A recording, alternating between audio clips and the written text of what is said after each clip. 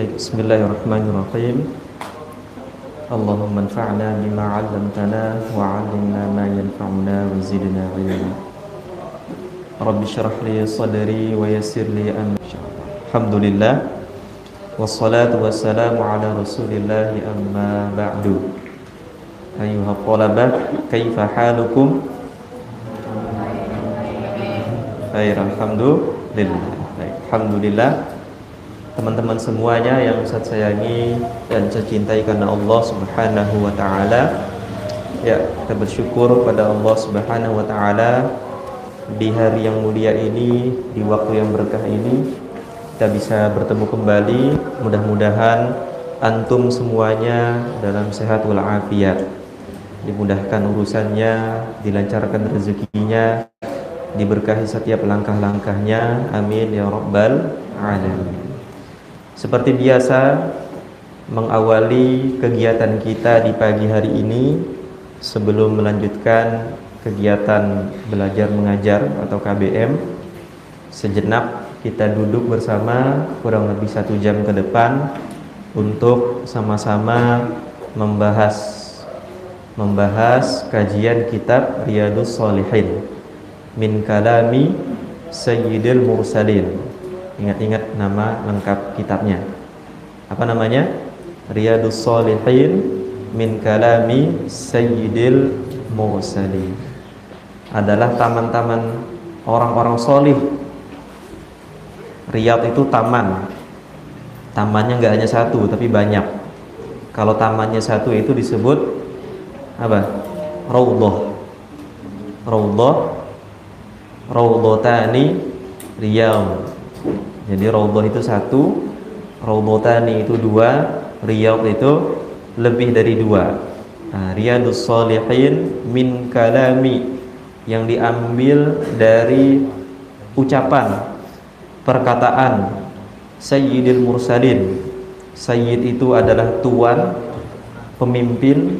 Al-Mursalin itu adalah utusan-utusan Allah Subhanahu wa ta'ala, yang ditulis oleh Al-Imam An-Nawawi Ad-Dimashqi rahimahullahu rahmatan wasi'ah. Adalah seorang ulama abad ke-7, ya, abad ke-7, yang dilahirkan di kota Nawa tahun 631 Hijriah, wafat di tempat yang sama tahun 676 Hijriah. Ya. Alhamdulillah, pertemuan yang lalu kita sudah selesai membahas hadis ke-62. Tapi ada yang belum kita sempurnakan kemarin. Sedikit kita membahas sebelum masuk ke hadis 63. Adalah hadis yang ke-62 bagian akhir yang belum kita tuntaskan dalam riwayat lain, ya. Kemarin kita sudah tuntas membahas yang riwayat yang aslinya. Maka hari ini kita akan menyempurnakan hadis yang ke-62 tersebut, dilanjutkan juga dengan hadis ke-63. Nah, sebelumnya teman-teman semuanya, semua hadis yang ada di dalam kitab Riyadhus Shalihin ini adalah hadis sahih. Hadis apa? Sahih. Maksimal hasan. Jadi hadisnya ini adalah hadis yang menurut Al-Imam An-Nawawi hadis yang aman. Kenapa Ustadz bahasakan aman? Karena aman itu dua artinya. antara dia hadisnya hadis sahih atau hadisnya adalah hasan. Antum belajar ulumul hadis ya, mustalahul hadis. Hadis sahih itu apa, hadis hasan itu apa kan? Intinya keduanya adalah hadis yang boleh untuk diamalkan. Boleh diamalkan. Andai di kitab ini ada hadis dhaif, boleh diamalkan enggak? Andai. Karena sebagian ulama mendapati 1-2 hadis yang ada di dalam kitab Riyadhus Shalihin ini ada hadis dhaifnya. Namanya manusia kan? Al-Imam An-Nawawi sudah berusaha, hadisnya adalah hadis sahih. Tapi ternyata ditemukan oleh sebagian ulama ada 1-2 hadisnya hadis yang dhaif. Dhaif itu artinya syaratnya kan? Ada syaratnya yang berkurang. Entah perawinya bermasalah, entah matan hadisnya bermasalah, kan macam-macam. Mungkin perawinya tertuduh bohong, mungkin perawinya juga orang yang bohong, mungkin ada sanadnya yang terputus 1-2 orang, mungkin matan hadisnya bertentangan dengan matan hadis yang lain, itu macam-macam ya kan. Nah, andai terjadi seperti itu dan benar, Ustaz tanya, boleh mengamalkan hadisnya, hadis yang dhaif? Jawabannya adalah boleh, dengan beberapa syarat. Pertama, hadisnya bukan hadis halal haram. Kalau hadisnya adalah hadis yang halal haram, hadis dhaif, maka tidak boleh diamalkan. Ada hadis dhaif bahwa melakukan ini halal, melakukan ini haram, itu nggak boleh diamalkan. Satu itu. Yang kedua adalah hadisnya bukan hadis tentang iman, akidah, tauhid. Kalau ada hadis dhaif bicara tentang iman, akidah, tauhid, maka tidak boleh diamalkan. 2 ya. 3, catat nanti. 3. Nah, hadis dhaifnya tidak dhaif yang parah banget. Jadi masih dhaif yang normal. Apa Ustadz yang dhaif parah itu?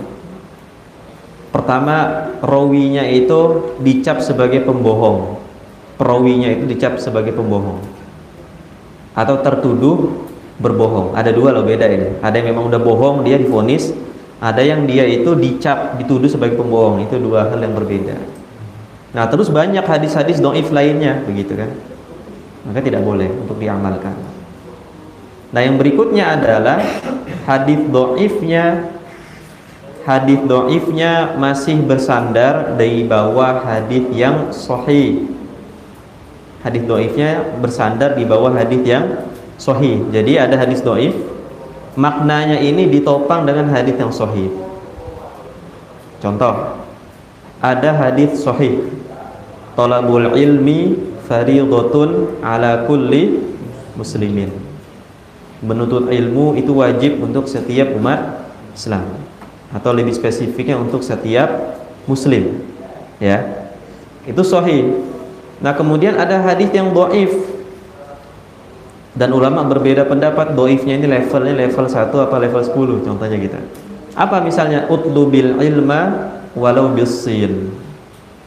Tuntutlah ilmu walau sampai ke negeri Cina. Nah, utlubil ilma walau bisin ini derajat hadisnya diperselisihkan oleh para ulama. Ada yang bilang itu hadisnya dhaif, dhaifnya masih normal. Ada yang bilang dhaifnya parah, ada yang bilang palsu, dan macam-macam. Nah, sekarang pertanyaan Ustaz, ketika utlubil ilma walau bisin ini dipermasalahkan, boleh tidak mengamalkan hadis menuntut ilmu? Boleh. Apa dasarnya? Karena hadis utlubil ilma walau bisin ini masih bernaung di bawah hadis sahih, yaitu apa? Thalabul ilmi fardhatun ala kulli muslim. Paham ya?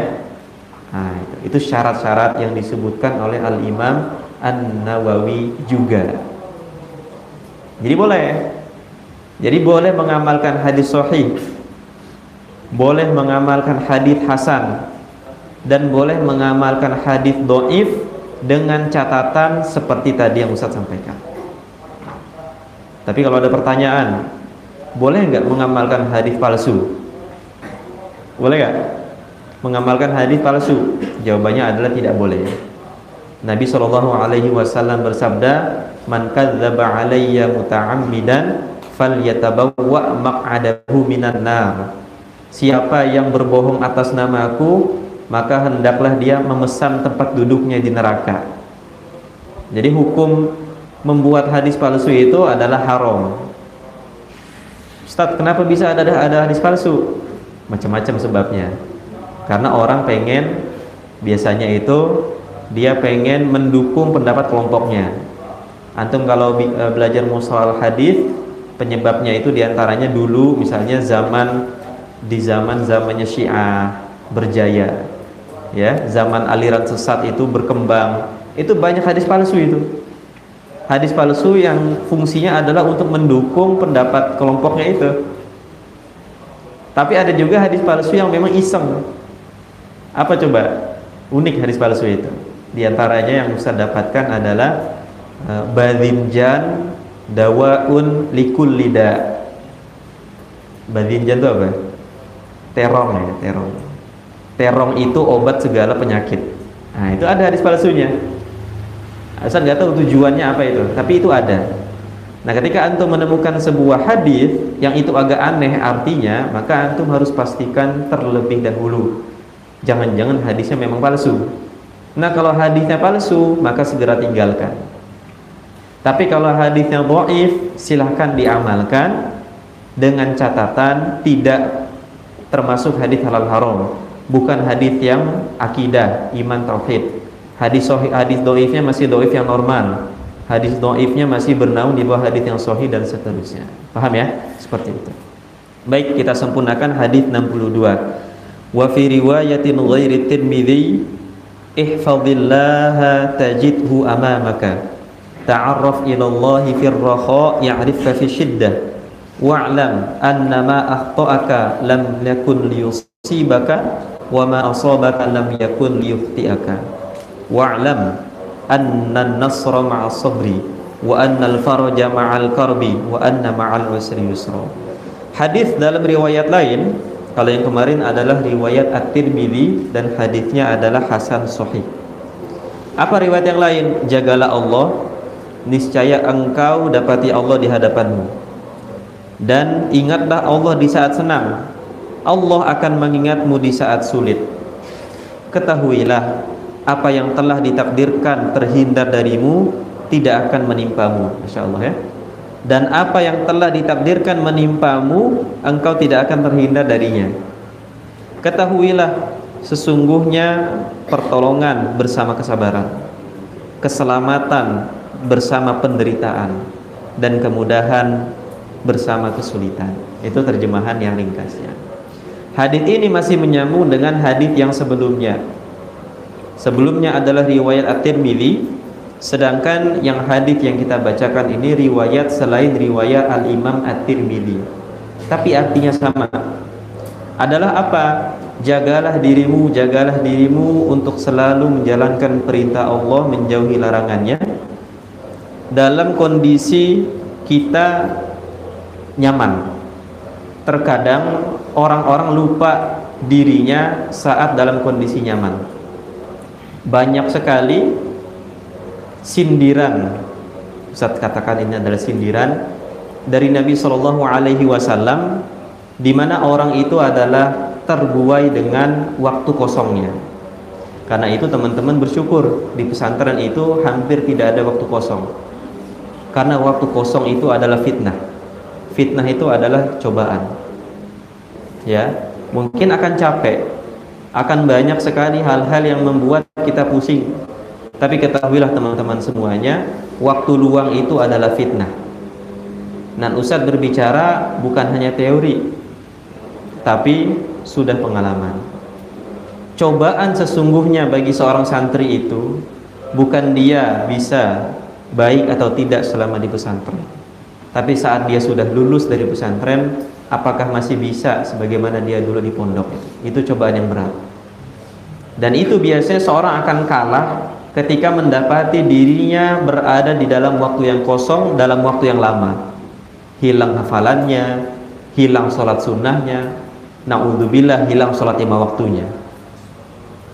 Nah, itu cobaan sesungguhnya teman-teman. Jadi kalau kita di pesantren itu baik, alhamdulillah syukuri itu. Tapi kalau lulus dari pesantren, kemudian melanjutkan perguruan tinggi, tinggal sendiri, itu siap-siap itu. Banyak cobaan yang akan antum dapati. Mungkin seorang berpikir kan, enak ya, di luar sana bisa tinggal sendiri, bebas, nggak ada yang ngatur. Nah disitulah letak cobaannya. Kalau dia bisa menjaga dirinya sebagaimana disebutkan dalam hadis ini dengan baik, ta'aruf ilallahi firrakhai ya'rifka fisyiddah, alhamdulillah. Tapi yang jadi masalah adalah seorang yang sudah tidak diatur oleh orang lain lagi, merasa bisa mengatur dirinya sendiri, lalu pada kenyataannya tertipu oleh dirinya sendiri, apalagi belum nikah misalnya kan. Nah, siap-siap. Banyak sekali cobaan-cobaan yang akan mendatanginya. Itu ya, itu yang pertama.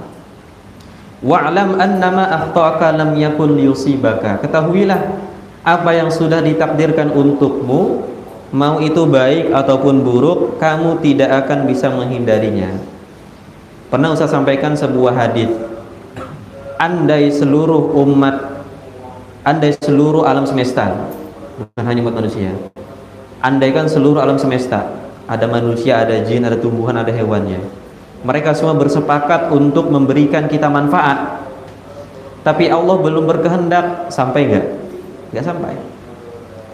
Dan andai mereka semua ini, manusia, jin, itu bahasa para ulama itu, manusia, jin, tumbuh-tumbuhan, hewan-hewan semuanya itu, mereka bersepakat untuk mencelakai kita, tapi Allah tidak berkehendak, kira-kira jadi nggak jadi. Rufi'atil aqlamu wa jaffatis suhuf. Pena takdir sudah ditulis dan suhuf atau lembaran kertasnya itu sudah kering. Sudah. Jadi antum yakin saja, selama antum berjalan bersama Allah, maka antum yakin saja kekhawatiran yang ada ketika kita istiqomah dalam jalan kebaikan itu adalah min waswasatis syaiton. Min apa? Min waswasatis syaiton. Karena setan itu teman-teman dalam surah An-Nas, alladzi yuwaswisu fi sudurin nas. Selalu. Jadi nggak akan ada habisnya. Ketika antum sudah istiqomah dalam kebaikan, itu pasti saja ada bisikan-bisikan itu. Ketika antum sudah istiqomah dalam ketaatan, itu pasti saja ada celah-celah yang setan itu mencari supaya antum minimal niatnya salah. Itu selalu ada saja. Antum semua ini punya amalan andalan.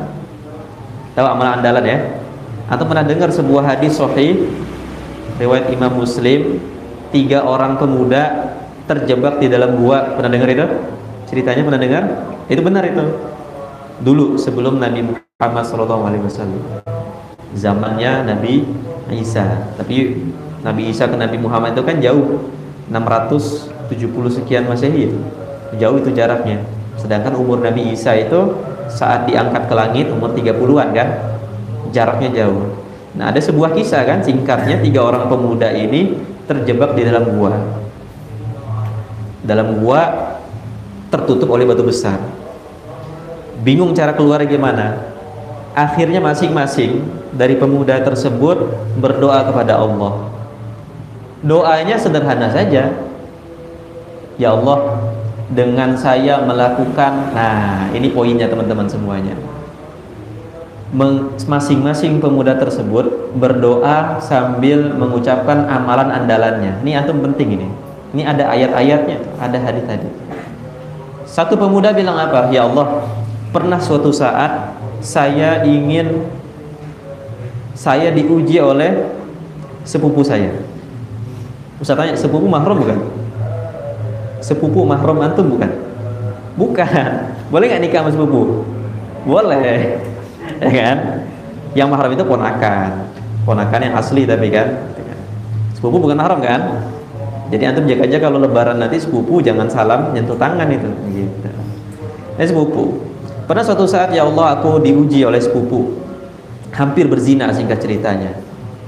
Tapi aku ingat kepadamu, langsung aku keluar dari ruangan tersebut dan terhindar dari zina. maka dengan amalanku yang ini bukakanlah batu ini ya Allah, terbuka sedikit. Ya kan? Pemuda yang kedua juga sama doanya. Apa amalan andalannya? Tiap pulang kerja dia pasti menyediakan susu dan makanan buat orang tuanya. Dan seterusnya pemuda yang ketiga juga sama hingga terbukalah pintu atau batu tersebut. Nah, poin yang kita ambil dari sini adalah kita sambungkan dengan ayat Al-Qur'an, ya ayyuhalladzina amanu taqullaha wabtaghu ilaihil wasilah. Wahai orang-orang beriman, bertakwalah kepada Allah dan carilah wasilah. Wasilah itu adalah perantara. Nah, antum kalau ingin berdoa dan doanya lebih cepat dikabulkan adalah sebutkan amalan andalan antum di hadapan Allah Subhanahu wa taala. Ya Allah, dengan saya hari ini ngaji Riyadhus Shalihin bersabar dalam waktu 1 jam, maka mudahkanlah. Ya Allah, dengan saya bersabar dengan segala aktivitas di pesantren, kemudian sendalnya hilang, sabunnya hilang, maka dengan itu semua aku bersabar, maka mudahkanlah urusanku. Sebutkan hajat antum semua, insya Allah, karena sudah ada kejadiannya, ya. Jadi poinnya adalah masing-masing kita punya amalan andalan yang itu bisa dijadikan sebagai wasilah. Dalam bahasa lain adalah tawassul. At-tawassul bil amalis sholih. Bertawassul dengan amal solih, boleh tidak? Boleh, ya. Jadi dengan antum tawassul dengan amal solih, harapannya adalah doa dan hajat kita lebih cepat dikabulkan Allah Subhanahu wa ta'ala. Wa'lam anna an-nasra ma'as sabri wa anna al-faraja ma'al karbi wa anna ma'al usri yusra. Ketahuilah bahwa kemenangan bersama kesabaran. Kemarin sudah kita ceritakan bagaimana Nabi Yusha' bin Nun, masih ingat ya? Yusha' bin Nun alaihi salam berperang membawa pasukannya untuk membebaskan Baitul Maqdis. Dengan izin Allah, matahari tidak jadi terbenam di hari yang ke-7. Kemudian berhasil membebaskan Baitul Maqdis. Nabi Musa alaihi salam, Nabi Muhammad sallallahu alaihi wasallam dan seluruhnya annan nasra ma'as sabri. Ya, jadi kunci dari kemenangan itu adalah sabar. Nah, kalau orang nggak sabaran, yang terjadi adalah dia akan binasa. Jadi sabar itu miftahu kulli syai'. Sabar itu kunci segala sesuatu. Antum mau berhasil, sabar. Dan sabar itu kadang tidak jelas kapan batasnya, nggak jelas. Ya, makanya Allah Subhanahu wa taala berfirman, innama yuwaffas sabiruna ajrahum bighairi hisab. Jadi nggak ada batas antum maksimal sabar itu kapan, itu nggak ada maksimalnya. Tapi yakinlah dengan kesabaran yang antum ikhtiarkan, dengan kesabaran yang antum jaga itu, Allah akan sempurnakan balasan-balasan di akhirat. Sekarang saya tanya, kalau doa itu pasti dikabulkan nggak? Hah? Yakin nggak? Antum doa sekarang nih, langsung dikabulkan nggak sama Allah? Hah? Loh enggak, tadi iya, sekarang enggak, gimana? Coba, ini Ustadz ada melihat satu video seorang muslimah murtad. Muslimah ya, yang Ustadz lihat muslimahnya, yang kasusnya ini murtad. Antum tahu sebabnya apa? Nih, hati-hati buat akhwat ini. Antum sebabnya orang Mesir itu, dia bilang apa? Kuntu salafiyah. Dulu saya ini salafi. Ya, ini Ustadz menukil saja ya. Saya pakai hijab, saya pakai cadar. Saya seorang perempuan muslim yang taat. Atau bisa cek di YouTube kalau masih ada nanti. Saya seorang muslimah, perempuan yang taat, sholat saya 5 waktu dan seterusnya. Sama reporternya yang kebetulan perempuan juga dan gak pakai hijab juga, dua-duanya tuh. Kenapa kamu keluar dari agamamu? Apa jawabannya adalah hajat saya tidak pernah dikabulkan Allah. Langsung perempuan yang reporternya emosi, bayangin kan, imannya ada kan, walaupun nggak pakai hijab, tapi imannya masih terjaga, begitu. Emosi. Kenapa kamu kok bisa suudzon kepada Allah? Iya, buktinya apa? Saya berdoa, ya Allah, pengen 1000 junaih. Junaih itu mata uang Mesir, pon bahasa kita, junaih gitu. Saya pengen 1000 pon, tapi nggak dikabulkan Allah. Saya pengen 1.000.000 pon uang, 1 juta pon itu mungkin sekitar 3 jutaan lah, gitu ya, kurang lebih, tergantung nilainya. Tapi Allah nggak ngabulkan langsung. Buat apa sih berdoa? Udah saya murtad aja, ya kan? Itu kasus yang pertama. Jadi kasus nyata.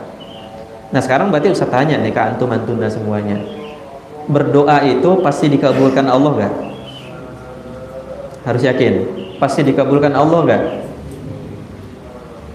Prinsipnya setiap doa-doa kita pasti didengar oleh Allah Subhanahu wa taala. Itu prinsipnya.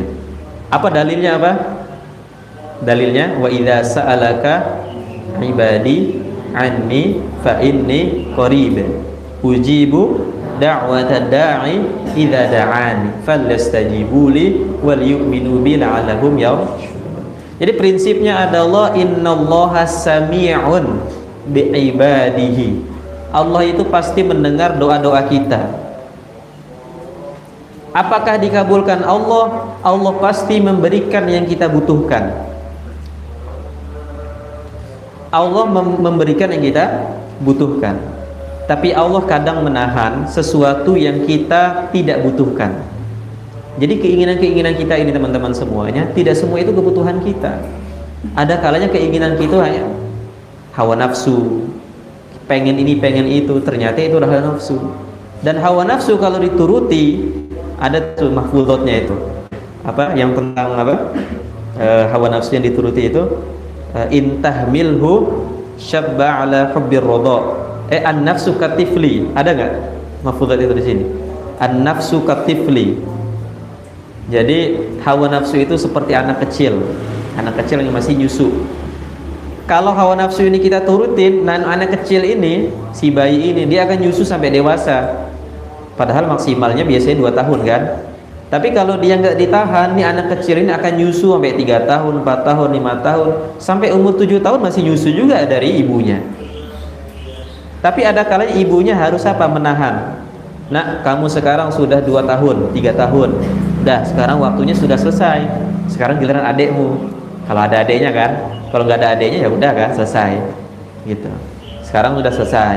Nah, sekarang waktunya kamu makan makanan. Kan begitu kan? Makan makanan empasi gitu kan, pendamping ASI. Tapi kalau dibiarkan, maka dia akan nyusu terus dari ASI ibunya sampai usia dewasa. Itulah hawa nafsu. Ada kalanya harus ditahan memang. Dan kalau Allah mengabulkan, Allah memberikan semua yang diinginkan oleh hambanya, ada ayatnya dalam surah Asy-Syura itu. Walau apa Zukhruf la baghaw fil ardi walaki yunazzilu biqadarin ma yasha. Jadi andaikan Allah membuka semua keran rezeki ini, semuanya misalnya minta 1 gunung emas, dikasih 1 orang segunung emas, antum segunung. Andai semua gitu, apa yang terjadi kira-kira? Udah perang aja tuh satu sama lain, rebut-rebutan. La baghaw fil ardi, pasti mereka semua akan berbuat sesuatu yang melampaui batas. Tapi dengan kebijaksanaan Allah, walakin yunazzilu biqadarin ma yasha. Tapi Allah memberikan sesuatu dengan kadarnya, dan itu baik buat kita semuanya. Jadi prinsipnya adalah doa kita pasti didengar oleh Allah, dikabulkan Allah sesuai kebutuhan kita. Ustaz, ternyata nggak diberikan sampai mati nggak dikasih itu hajat kita, itu gimana? Dalam sebuah hadis sebutkan bahwa doa-doa yang sudah kita panjatkan lalu tidak dikabulkan, diberikan di dunia ini sebagai tabungan pahala dan kebaikan di akhirat. Nanti ada seorang hamba, kisahnya itu, dia akan melihat setumpuk gunung amal soleh, dia bingung. Padahal dulu di dunia biasa-biasa aja gitu kan. Ternyata setumpuk amal soleh itu, setumpuk kebaikan itu adalah doa-doa dia yang tidak dikabulkan di dunia, tapi dijadikan investasi di akhirat. Jadi antum, teman-teman semuanya yang saya cintai, doa itu pasti didengar oleh Allah. Tapi Allah memberikan yang kita butuhkan. Ada kalanya Allah menahan itu demi kebaikan kita semuanya. Ketika itu tidak diberikan di dunia, maka itu jadi investasi kebaikan di akhirat. Dan sebaik-baik investasi adalah berinvestasi dengan Allah Subhanahu wa ta'ala. Karena investasi dengan Allah itu adalah tijaratan lan tabur. Investasi yang tidak pernah merugi itu sama Allah udah. Kalau kita sama orang, tergantung orangnya. Amanah atau khianah? Yang khianah udah tinggalin. Nah, amanah pun kadang bisa khianah juga kalau punya duit, ngelihat duit. Tapi investasi dengan Allah itu adalah tijaratan lan tabur, investasi yang tidak pernah merugi. Ya. Jadi antum sekarang banyaklah doa. Kata Imam Ahmad. Ini kata Imam Ahmad ya, Imam Ahmad Ibnu Hanbal. Ketika seorang itu berdoa dan dia mengulang-ulang doanya tersebut, terus diulang-ulang terus doa-doanya itu apa? Maka yakinlah bahwa doa itu akan dikabulkan Allah pada saatnya. Dan ketika antum selalu mengulangi itu terus, Allah itu pengen, ayo terus baca doa lagi, terus doa lagi, ucapkan lagi terus, aku akan kabulkan. Uji budak da'watad da'i idza da'ani. Udah terus. Maka falistajibu li, datang terus, ayo. Jadi antum kalau berdoa itu belum saatnya, ucapkan terus. Ada saatnya nanti di waktu yang pas Allah akan berikan itu bahkan yang lebih baik dari yang antum inginkan. Ya. Jadi yakin bahwa doa itu pasti didengar oleh Allah. Jadi jangan sampai nih nanti ada kejadian, ada santriwati yang murtad, yang murtaddah. Ngeri kan ya? Ngeri banget itu. Ya kan? Minimal murtad itu dalam hukum Islam dibunuh itu. Ya kan? Karena kita bukan negara Islam, ya murtad itu ya bebas aja. Nah, orang yang murtad itu teman-teman, puasanya harus diqodho, sholatnya harus diqodho kalau dia masuk Islam lagi. Ngeri itu. Orang kafir asli yang dari lahir kafir masuk Islam, sholatnya gimana? Udah pokoknya dari nol. Tapi orang yang murtad tengah jalan, murtadnya 2 tahun, berapa sholat yang dia tinggalkan, masuk Islam lagi, harus diqodho sholatnya itu. Orang yang murtad 2 tahun murtad berarti 60 hari Ramadan kan, kurang lebih, berarti diqodho itu puasa Ramadannya kalau dia taubat. Nah, kalau dia nggak taubat gimana murtad itu? Udah, wa ufawwidu amri ilallah, kita serahkan semuanya ke Allah lah. Gimana Allah mau mengampuni atau Allah masukkannya ke dalam neraka. Jadi hati-hati teman-teman semuanya.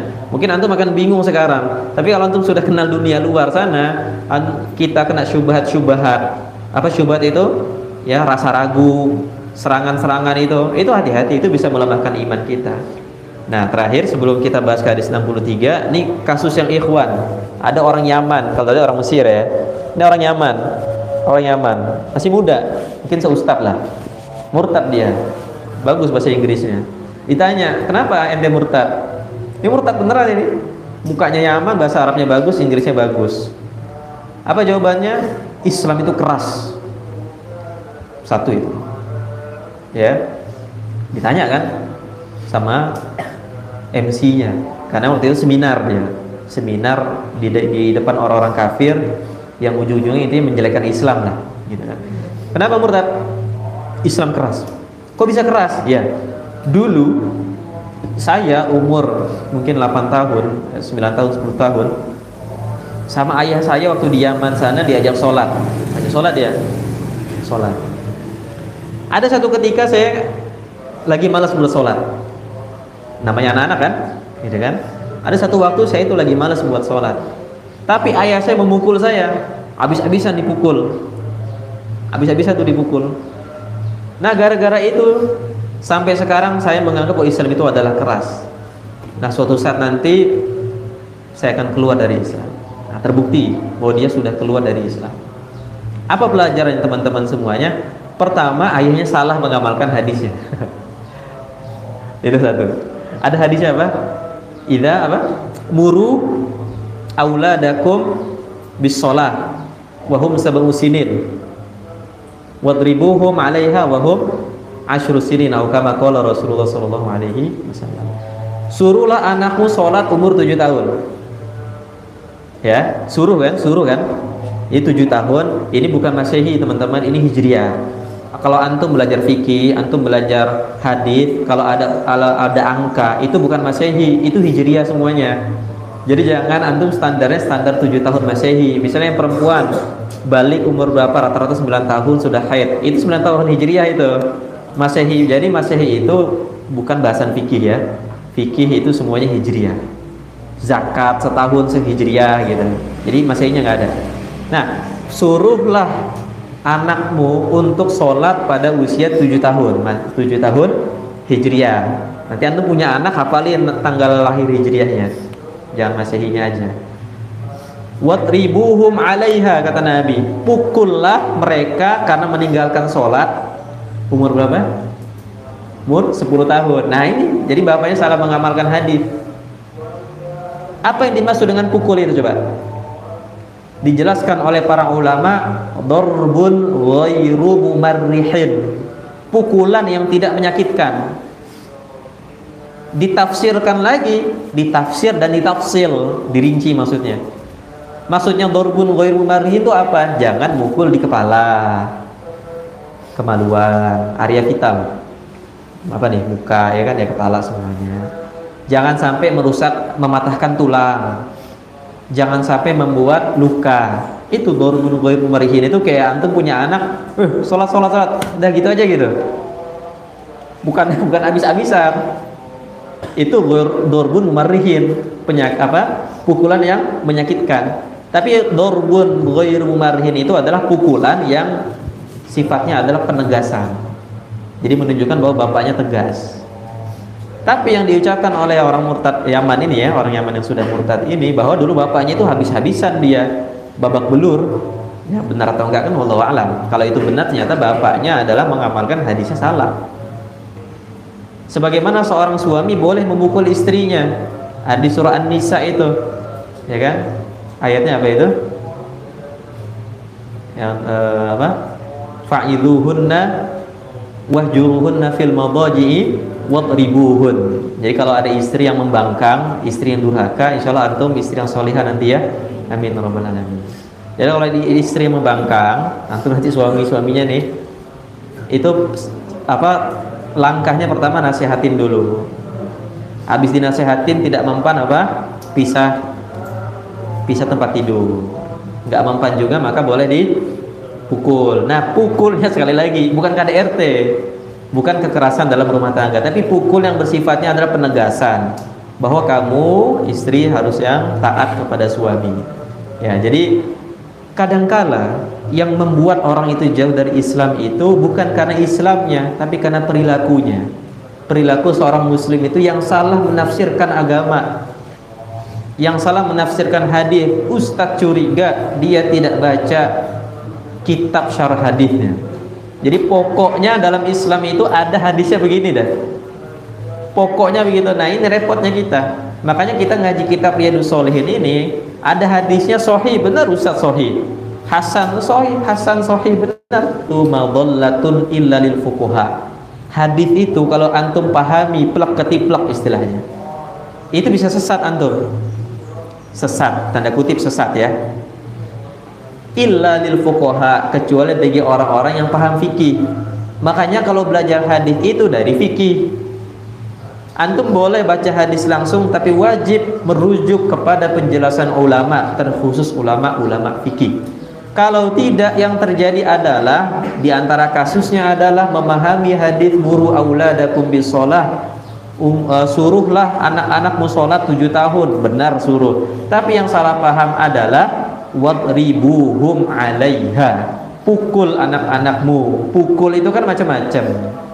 Pukul itu gimana coba? Pukul ada yang pukulnya pakai ini, ada pakai ini, pukul macam-macam kan. Nah kalau tidak merujuk kepada penjelasan ulama, orang bisa pakai ini atau pakai alat, pakai rotan, itu pukul kan. Ditanya, loh ente pukul anak, nggak boleh itu. Ada hadisnya, wadribuhum 'alaiha, ya kan, paham kan? Itu parahnya begitu. Jadi antum baca sebuah hadis, jangan ditelan bulat-bulat. Pertama, hadisnya itu bahasa Arab. Bahasa Arab itu harus diterjemahkan ke dalam bahasa kita. Yang diterjemahkan adalah arti aslinya, pukul. Sementara yang dimaksud oleh Nabi itu bukan pukul dalam bahasa Indonesia. Paham ya? Jadi dalam memahami agama itu penting, bahasa Arab itu sangat penting teman-teman. Kalau bahasa Arab itu tidak antum dalami, minimal tidak antum dapat, ya kalaupun tidak dalam, permukaannya aja deh. Antum tidak dapat permukaan bahasa Arab itu, hanya merujuk kepada terjemahan, sementara terjemahan orang beda-beda. Ini antum buka kitab lain, terjemahannya lain lagi nih. Ya, makanya tadi Ustaz kan coba dengan bahasa yang sederhana, bahasa terjemahannya. Antum buka kitab lain, ini beda-beda lagi nih artinya. Nah, kalau kita merujuk hanya kepada itu, maka al haditsu madhallatun illa lil fuqaha. Hadis itu kalau dipahami plek ketiplek dia bisa membuat kita sesat kecuali bagi orang-orang yang paham fikih. Paham tuh? Oke, sekarang masuk ke hadis 63. An Anasin radhiyallahu anhu qala innakum lata'maluna a'malan hiya adaqqu fi a'yunikum minasy-sya'ri kunna na'udduha 'ala 'ahdi Rasulillah sallallahu alaihi wasallam minal mubiqat. Rawahul Bukhari wa qala al-mubiqat al-muhlikat. Dari sahabat Anas radhiyallahu anhu, ia berkata, kalian melakukan suatu perbuatan di mata kalian sallallahu alaihi wasallam, kami menganggap hal tersebut sesuatu yang mencelakakan, yaitu dosa besar. Hadis riwayat Al-Bukhari. Pertama, hadis ini hadis yang sahih, riwayat Al-Imam Al-Bukhari. Hadis sahih Bukhari itu derajatnya di bawah Al-Quran. Al-Quran nomor 1, nomor 2 apa? Sahih Bukhari, nomor 3 Sahih Muslim, ya. Dan nomor 4 dan seterusnya itu beda-beda. Sunan Tirmidzi apa Sunan Nasai itu beda-beda nanti ya. Tapi yang jelas pertama adalah Al-Quran, yang nomor 2 Sahih Al-Bukhari, nomor 3 Sahih Muslim. Hadis ini adalah ucapan seorang sahabat yang bernama Anas ibn Malik radhiyallahu anhu. Anas bin Malik radhiyallahu anhu mengucapkan kepada tabi'in. Jadi ini adalah dialog antara sahabat Anas ibn Malik dengan tabi'in. Tabi'in itu artinya banyak. Nah, tabi'in itu apa? Siapa? Tabi'in itu adalah generasi setelah sahabat. Sebuah hadis Nabi SAW bersabda, khairun nasi qarni, tsumma alladzina yalunahum, tsumma alladzina yalunahum. Jadi sebaik-baik manusia atau semulai-mulainya umat Islam adalah zamanku, sahabat itu. Tsumma alladzina yalunahum. Nah, nomor 2 yang paling mulia itu adalah tabi'in. Tsumma alladzina yalunahum. Yang berikutnya setelah tabi'in siapa? Tabi'ut tabi'in, atau dalam bahasa lain atba'ut tabi'in. Nah, sahabat Anas ibn Malik radhiyallahu anhu mengucapkan kepada para tabi'in. Berarti ini murid-muridnya Anas nih. Muridnya sahabat Anas ibn Malik radhiyallahu anhu. Apa kata sahabat Anas ibn Malik? Wahai para tabi'in, wahai murid-muridku, sesungguhnya kalian melakukan, ini zaman tabi'in teman-teman, kalian melakukan sebuah perbuatan yang itu lebih halus dari rambut. Maksudnya nggak ada artinya. Jadi ringan kalian melakukan suatu perbuatan, padahal di zaman kami, yaitu zaman saya sahabat yang bersama Nabi SAW, perbuatan ini kami anggap sebagai al-muhlikat. Al-muhlikat itu adalah dosa besar. Jadi di zaman sahabat Nabi, perbuatan ini dosa besar. Kemudian di zaman tabi'in berikutnya dianggap sebagai sesuatu yang remeh. Bayangkan ini adalah zaman tabi'in. Zaman tabi'in itu langsung zaman sahabat. Jadi Anas bin Malik melihat satu fenomena, ada perbuatan yang dulu kami di zaman Nabi itu menganggap itu dosa besar. Pas zaman kalian apa? Malah perbuatan tersebut adabku minasya'ri, lebih halus dari sehelai rambut. Artinya ringan, tidak ada nilainya sama sekali.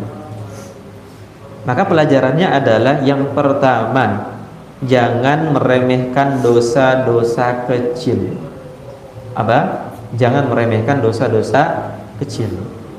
Karena dosa-dosa kecil itu yang akan merembet ke dosa-dosa yang besar. Dalam sebuah hadis Nabi SAW bersabda, iyyakum wa muhaqqaratidz dzunub. Jauhilah kalian dari dosa-dosa yang kecil. Dalam sebuah ayat Allah berfirman, wa tahsabunahu hayyina wa huwa 'indallahi 'azim. Kamu mengira itu adalah hayyin, sesuatu yang remeh. Ternyata di sisi Allah apa? 'Azim. Itu perkara yang luar biasa besar. Dan gunung itu, antum melihat gunung tertinggi di Jawa Barat itu gunung apa? Ciremai, ya kan Ustaz dulu kan di situ mondoknya kan di Husnul Khotimah. Ciremai. Nah, Ciremai itu kan terdiri dari batu-batu kecil. Kan begitu kan? Jadi gunung-gunung besar itu terdiri dari batu-batu kecil, sebagaimana dosa-dosa besar itu terdiri dari dosa-dosa yang kecil. Ketika seorang hamba sudah meremehkan dosa-dosa kecil, maka besar peluangnya dia akan melakukan dosa-dosa besar. Dan ini pasti, karena kaidahnya teman-teman semuanya, kebaikan akan menarik kebaikan yang lain, sedangkan keburukan akan menarik keburukan yang lain. Sebagai contoh, kenapa orang bisa korupsi? Apakah langsung korupsi? Enggak dong, pasti sebelumnya ngapain? Makin maling mangga dulu, maling rambutan dulu. Aman gak ketahuan kan? Aman. Lanjut, gede sedikit, jadi bendahara kelas, kumpulinlah duit kas, ya kan? Hilang 1.000-2.000, ketahuan gak tuh? Nggak ketahuan. Omongin aja duitnya buat ini buat itu kan, aman. Naik level lagi, masih jadi bendahara lagi di SMA-nya, hilanglah 10.000, 20.000, aman nggak? Masih aman juga, ya nggak ketahuan lah. Terus sampai dia gede, Allah berikan amanah dia untuk memimpin, menjadi seorang pejabat. Karena kebiasaan kecilnya dulu, dan itu adalah dosa-dosa kecil yang dia anggap itu dosa kecil, lalu dia berani untuk maling, tidak 10.000, 20.000 teman-teman. Pejabat itu nggak level 10.000, 20.000, 1 juta, 2 juta, 1 M itu minimal. Kemarin kasusnya itu 11 triliun, korupsi 11 triliun dan duitnya dipajang. Seorang pejabat korupsi 11 triliun, ketangkep sama Kejaksaan Agung, duit korupsinya 11 T itu dipajang. Antum tahu sebanyak apa 11 T itu? Setengahnya inilah kurang lebih. Setengah, masih 11 triliun segini nih. Antum pernah nggak ngelihat uang 11 triliun? ngelihat uang, mungkin ngelihat uang di HP, ngelihat uang 11 triliun.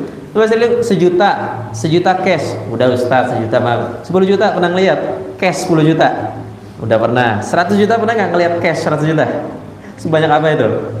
Depan mata antum 100 juta langsung gini, tek tumpukin. 11 triliun teman-teman semuanya. Di mana otaknya itu? Itu satu ruangan full itu, sampai pejabatnya Kejaksaan Agung itu sampai bikin vlog singkat, kaget dia pertama kali ngelihat 11 triliun. Korupsi 1 M, 2 M, ya kan? Tapi ini ngelihat depan matanya nih, uang memang bertumpuk ini, bayangin. Yakinlah itu tidak mungkin ujuk-ujuk dia 11 triliun. Pasti sebelumnya sudah dimulai dari 10 juta, 20 juta, main-main kecil-kecil aja, nggak ketahuan kan?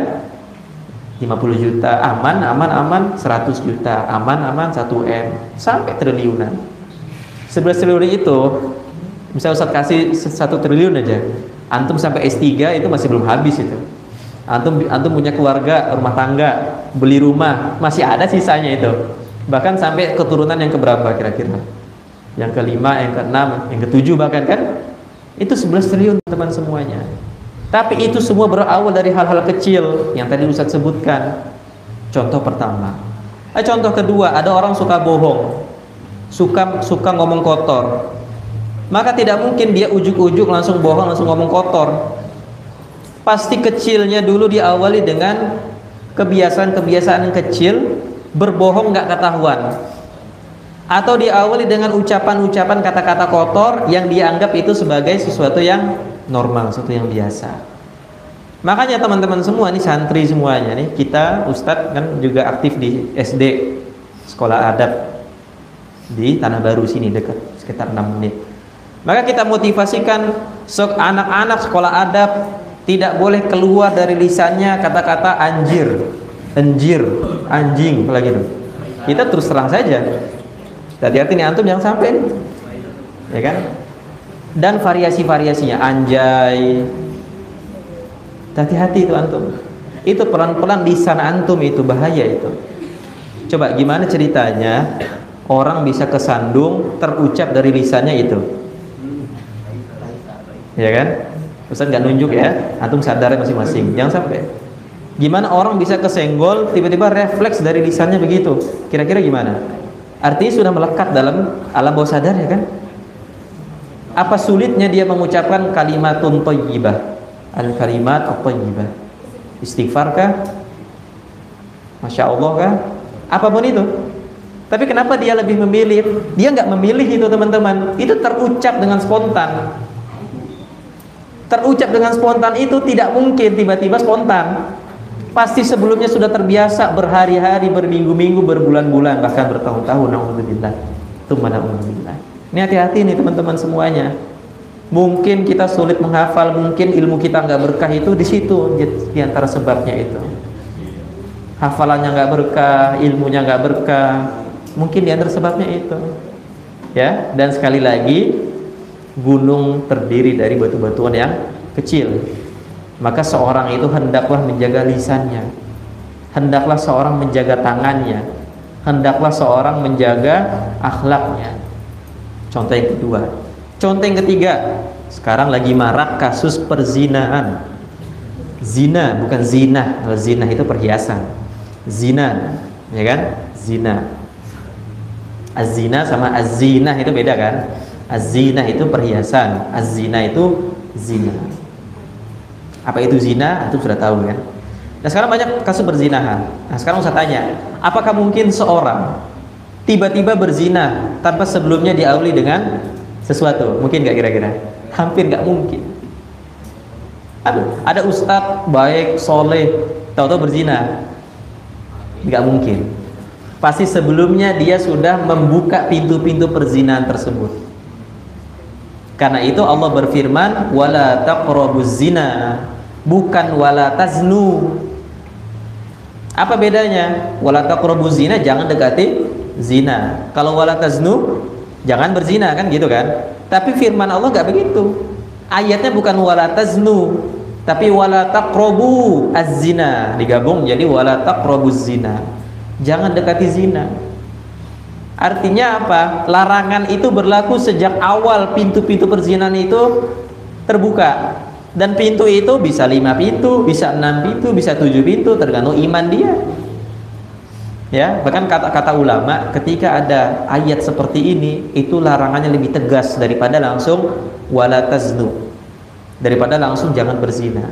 Nah, ketika kita melihat, dan sekarang Masya Allah teman-teman semua, antum bisa punya media sosial, antum akan melihat bagaimana seorang itu bangga dengan perbuatan zinanya, bangga menceritakan pengalamannya, bangga usia 24 tahun udah berapa badan, count body kan, body count, bangga udah berapa yang zina sama dia, bahkan dipamerin di media sosial.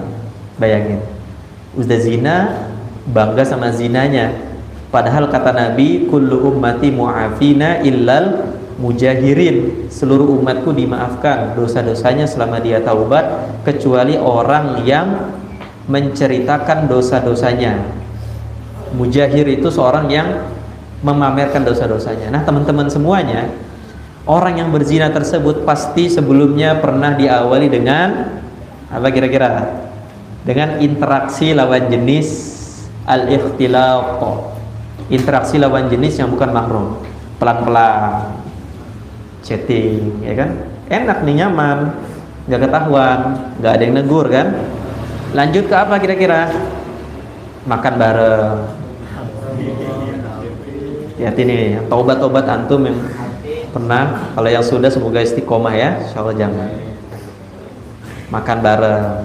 Apakah hanya berhenti di situ? Tidak. Lanjut ke step berikutnya, pegang-pegang. Awal-awal malu-malu. Awal malu-malu pasti. Karena fitrahnya, ini Masya Allah ya, jadi fitrahnya kita itu, teman-teman semuanya, fitrahnya seorang muslim yang baik itu adalah dia menjaga dirinya. Orang itu seburu-buru katakanlah ya, bisa perempuan gak pakai hijab, tapi kalau tiba-tiba dipegang tengah jalan, risih gak? Risih kan? Itu fitrahnya kita. Jadi fitrahnya masih bersih. Antum lagi di jalan nih lah yang ikhwan, dipegang sama lawan jenis, risih gak? Risih? Enggak, bahaya. Iya risih kan? Artinya fitrah kita masih bersih teman-teman. Karena kembali ke hadis kullu mauludin yuladu 'alal fitrah. Tahu hadisnya ya? Kullu mauludin yuladu 'alal fitrah. Setiap anak itu dilahirkan dengan fitrahnya. Fa abawahu, maka orang tuanya, bapak ibunya. Fa abawahu yuhawwidanihi au yunassiranihi au yumajjisanihi. Maka kedua orang tuanya entah mau bikin dia jadi orang Yahudi, jadi Nasrani, jadi Majusi, itu hadisnya begitu. Jadi fitrah kita itu menjaga diri. Mau orang senakal apapun, dia menjaga diri. Contoh tadi sederhana tadi, yang akhwat ataupun yang perempuan di luar sana lah, yang nggak pakai hijab, tidak menjaga auratnya, tiba-tiba dipegang oleh laki-laki yang nggak jelas, dia pasti risih kan? Yang ikhwan juga, jangankan yang ikhwan deh, orang-orang di luar sana yang nggak jelas, ya kan? Tidak menjaga auratnya, tidak menjaga ibadahnya, tiba-tiba dipegang oleh perempuan yang bukan mahramnya, pasti risih. Tapi yang terjadi ketika seorang sudah membuka pintu perzinahan, yang terjadi risihnya itu hilang, fitrahnya sudah rusak. Maka pelan-pelan, awal-awal gini-gini kan, kayak listrik kan, kaget, lama-lama gini juga. Apakah cukup hanya begini? Tidak, akan berlanjut step-step berikutnya sampai dia berani melakukan perzinahan. Apakah cukup sekali berzina? Cukup gak kira-kira sekali berzina? Enggak. Bahkan orang itu saking bangganya dia pamer 20 kali seminggu 3 kali sama pacarnya. Istilahnya kasih jatah sama pacarnya seminggu 3 kali. Ini kita terang-terangan karena antum memuda ya. Antum jangan sampai terjerumus. Seminggu 3 kali sebulan 3, 4, 12 kali. Pacaran 2 tahun, 12 tahun aja 12 kali 12 144 kali 2 tahun. Bayangin itulah, kalau pacarannya 2 tahun, pacaran 5 tahun gimana? Putus kan, jadi mantan pacar kan, putus, mau nikah, lagi tren sekarang jatah mantan. Sebelum nikah berhubungan zina dulu sama mantan pacarnya sebelum dinikahi sama suaminya. Bayangin itu teman-teman semua, itu terjadi sekeliling antum. Antum alhamdulillah ini ada benteng yang ada temboknya ini ya. Walaupun kita gabung sama masyarakat, ada temboknya ini yang menjaga iman antum. Tapi itu terjadi di sekeliling kita. Makanya ucapan sahabat Anas ibn Malik radhiyallahu anhu, ini zaman tabi'in loh. Tabi'in itu ya 100-200 Hijriyah, ini zaman tabi'in. Bagaimana sekarang zaman kita yang sudah 1400 tahun yang lalu? Tentu lebih banyak cobaan-cobaannya. Karena itu pesan Ustadz buat antum-antumna semuanya, nanti kita akan baca doa. Yang doa ini adalah harapannya terhindar kita dari dosa-dosa yang besar. Jadi ada sebuah pesan dari para ulama. Ini kalau antum tahu tulisan Arabnya, catat bagus nih. Innas shaghaira baridul kabair. Sesungguhnya dosa-dosa kecil akan menghantarkan kepada dosa-dosa besar. Innas shaghaira baridul kabairi. Sesungguhnya dosa-dosa kecil akan mengantarkan kepada dosa-dosa besar. Wa innal kabaira baridul kufri. Dan sesungguhnya dosa-dosa besar itu akan mengantarkan seorang kepada kufur. Kufur itu bisa murtad, bisa macam-macam kufur. Ya, ingkar dengan nikmat Allah Subhanahu wa taala. 3 contoh tadi. Apa tadi? Contohnya maling ya kan, korupsi. Tidak mungkin dia ujuk-ujuk korupsi. Pasti diawali dengan dosa-dosa yang dianggap remeh, ternyata itu adalah besar di sisi Allah. Yang kedua, apa tadi? Berbohong, mengucapkan kata-kata kotor. Tidak mungkin seorang itu spontan mengucapkan kata-kata kotor kalau itu bukan kebiasaannya. Ya, maka biasakanlah hal-hal yang baik teman-teman semuanya. Yang terakhir adalah zina. Tidak mungkin seorang tiba-tiba berzina kalau sebelumnya tidak diawali dengan pintu-pintu perzinahan. Lawan jenis, sekarang lagi rame di Facebook nih, sesama jenis. Ada grupnya 10.000 anggotanya, terbanyak di Bogor, Bekasi itu. Bayangin. Nah, ini hati-hati. Ustaz bukan menjelekan daerah, tapi faktanya begitu. Mungkin di Depok akan naik lagi trennya. Sesama jenis, sama jenis, bayangin. Berarti fitrahnya udah hilang kan? Sudah rusak kan fitrahnya kan? Yang lebih parah antum tahu teman-teman? Apa? fantasi seks sedarah. Saudara, tahu ya? Itu lebih parah. Di mana dia suka sama anaknya, bapak suka sama anaknya. Iya, dipamerkan ke teman-temannya di Facebook, diposting. Cep, anak saya lucu nih. 2 tahun lagi bisa lah, paham ya? Bisa lah gitu. Terus dia cerita juga, nih kalau nggak ada ibunya pernah saya titik. Ibunya lagi ke pasar, si anak ini lagi tidur, umurnya 2 tahun 4 tahun, perempuan, saya gini titik. Dan dia pamerkan. Dan itu ada sekeliling antum. Oke ya. Jadi pesan Ustadz, ini Ustadz menyampaikan ini dan Ustadz harus sampaikan ini.